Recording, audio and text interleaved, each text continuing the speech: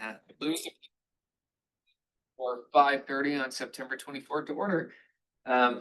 So called orders, number one on the agenda. Number two is citizens' comments. So this is an opportunity for citizens to address the commission with comments and or questions about planning and zoning commission related matters that are not a public hearing action item on this agenda. We actually don't have a public hearing tonight, but do you have any public comment?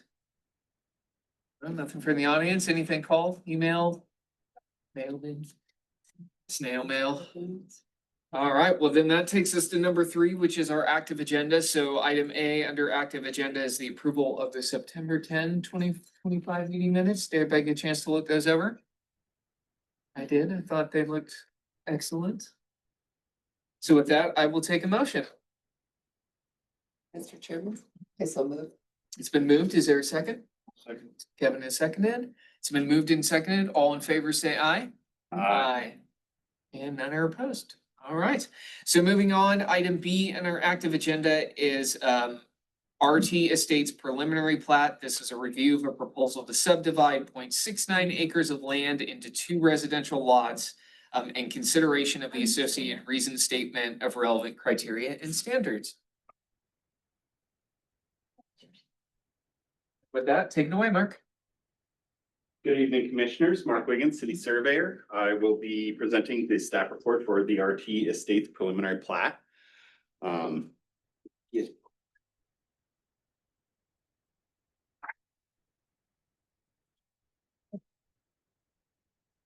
Okay, and so this is our GIS aerial image of the area. The preliminary plat for the RT Estates proposes to plat approximately 0.69 acres of land into 2 new development lots. The property is located south of Burrell Avenue, so Burrell's up here, and between 13th and 14th Streets, 13th over here and 14th over here. The proposed subdivision is composed of 2 flag lots configured in conformance with section 37-124 City Code for flag lot development. The property is currently undeveloped and is being used by the applicant for equipment storage. And if you kind of look at it, you can see this is the lot, and you can kind of see he's got some vehicles parked down here, a couple trailers over here, and a couple storage units over here. He is a building contractor basically, so that's what he's using it for at the moment. But he is planning on, like, you know, subdividing this and probably putting a couple houses on it, that type of thing. On to some photos. So our first photo was taken from north of Burrell Avenue, and this is the Burrell roadway that you can see here in the foreground, and we're looking south along the flagpole driveway. The 40-foot wide area for the 2 driveways is located between the 2 fences visible in the photo, and you can kind of see there's a fence here, and then this like vinyl fence over here. Those form the 2 sides of the existing flagpole, which is 40 feet wide. So one of our 20-foot wide new flagpole driveways is basically in the gravel here, and the other one's over here in the lawn and the grass. We'll move on to our next one.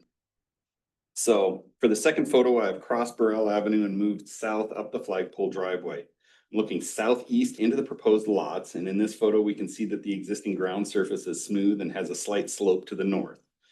The fences visible in the photo run generally along the perimeter of the proposed subdivision. And so a little bit harder to see in this, but there's a fence kind of along here right behind this camper, and then right along behind these vehicles, and then down this side. And that basically forms the perimeter of the area that he's proposing to turn into these 2 lots. Move on to the preliminary plat, and I will go to the second page of it here. On the preliminary plat, we can see the proposed configuration of the 2 lots, and that's shown here. On the north are the proposed driveways and for the 2 lots, with the building sites down here to the south. The proposed 20-foot wide driveways are sufficient to allow each lot to construct their own driveway, but the developer is proposing to construct a shared driveway with a shared fire access turnaround.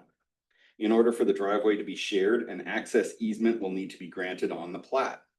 The configuration of the proposed public fire department and non-exclusive mutual access easement is shown in detail on page 2 of the preliminary plat. So that's over here. You can kind of see these lighter dashed lines outline that proposed driveway and the fire access turnaround with this hammerhead. The configuration shown does conform with the fire apparatus access turnaround requirements established in the Lewiston Fire Department Standard Operating Procedure number 906. The city fire marshal has also noted that any structure constructed on lot 2 down here will need to be placed so that no point on the structure, generally, we're probably looking at the southeast corner of that, is in excess of 600 feet from the existing fire hydrant along Burrell Avenue. So that's just one of their requirements for how far they can lay the hoses out and everything. Prior to approval of the final plat, the developer will be required to fulfill frontage improvement requirements along Burrell Avenue, either by constructing curb, gutter, sidewalk, and asphalt patchbacks, or by payment of the fee in lieu of construction. So that's still not decided yet. He has either of those options, and that just needs to be done before we get to the final plat stage. LOID and COSD currently have existing service mains in Burrell Avenue and will provide water and sewer service respectively for the proposed development. Avista Utilities, CenturyLink Lumen, and Sparklight have also confirmed their intent to provide utility services. The subject property is in the R2A zone, and the proposed lots meet the applicable standards for the R2A zone, as well as the Lewiston City Code Section 37-124 for flag lot development. The preliminary plat also complies with the applicable requirements for the City of Lewiston Subdivision Ordinance, City Code Chapter 32. City staff recommends that the Lewiston Planning and Zoning Commission recommend to the Lewiston City Council approval of the RT Estates preliminary plat as presented. And I have included a draft reason statement with the information packet, which incorporates information contained in this staff report for your consideration or use at your discretion. And this concludes the staff report. I am available for any questions, and we also have the design professional, the land surveyor that did the work in the audience as well, if you have any specific questions for him. So. There's any questions? Just a little clarity on the easement. You said to do this single down the center with fire turnaround. Who is assigning the easement? Is it the two Well- lots to each other? Basically, yes. So at the beginning of this, since the landowner that's doing this or the developer that's doing this owns both lots, he can grant those easements. And basically what they do, and I can even probably.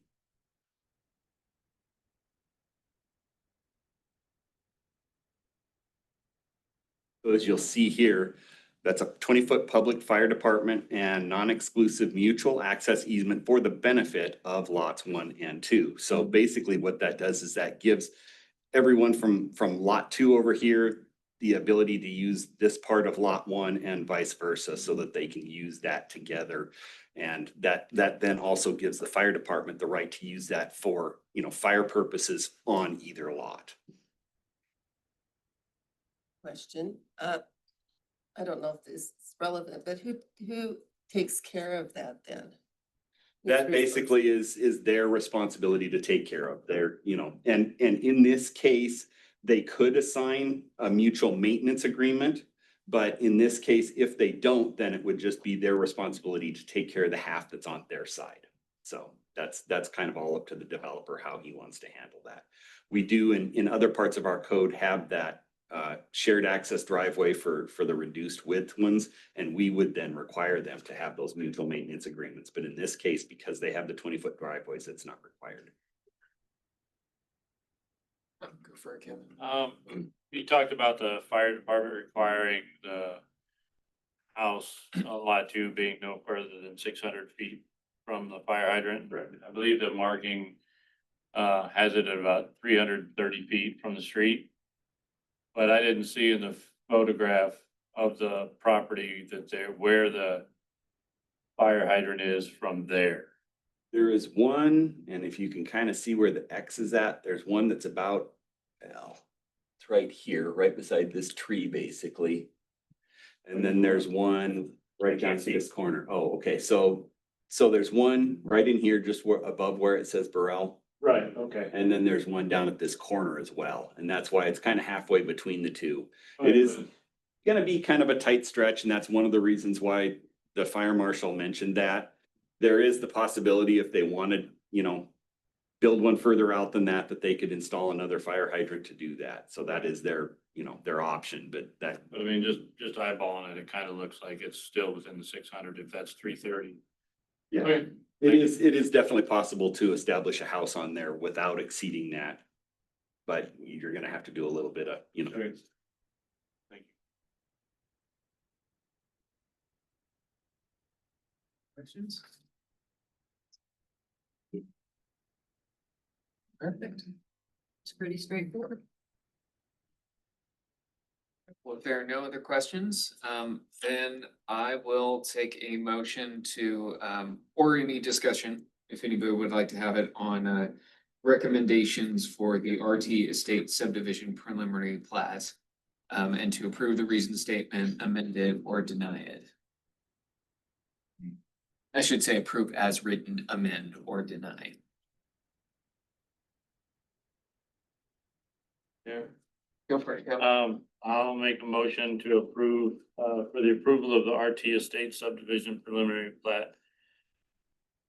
And we don't have a reason statement, do we? We do. Oh, included in your packets. Sorry, Yeah. and I apologize. So, and approval of the related reason statements. Well, I will second that motion. So, motion is to approve the reason statement, or to approve the preliminary plat and then the reason statement as written. All in favor, say aye. Aye. Any opposed? All right, motion carries. All right, well, that takes us through our active agenda. So number 4 is, staff commission communications. We don't have any applications in the queue currently, so I have nothing to bring forward at the next meeting. So if the commission is in agreement, we could cancel the October 8th meeting. Nobody has any heartburn about that? If there's nothing on the Oh, I agenda. thought that was going to be my last meeting, now it looks like today is. We have a surprise for you. Did we have a new, did city council approve? Yes, so city Yes. council did appoint a new commissioner, Zach Battles, and so his first meeting would be that second meeting in Yeah, October. which I October believe is the 22nd. I've been 22nd. replaced. Nobody can replace Can you. replace you. Come on. Kathy, nobody can replace you. Okay, so a nod of the head, everybody was okay with the cancellation, so I'll note that. And Dawn will send out that cancellation. And then number 2 is, this will now be Commissioner Branson's last meeting.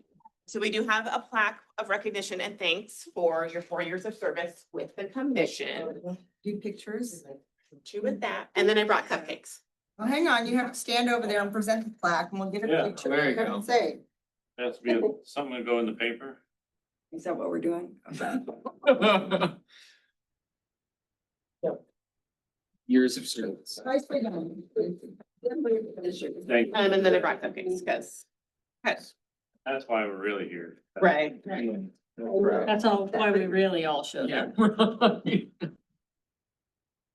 And that's all for staff communications.